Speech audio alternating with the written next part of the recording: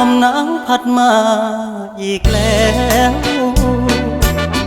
น้องแก้วคงหลงคอยพี่เคยสัญญาให้ไว้จะกลับไปหาคนดีโอ้น้องพี่คงจะกลัวลมหนาวพัดมา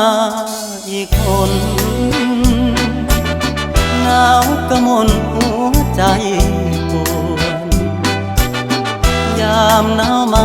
ห่างน้องเจ้าคงมองและรำครวญลมหนาวจะหวน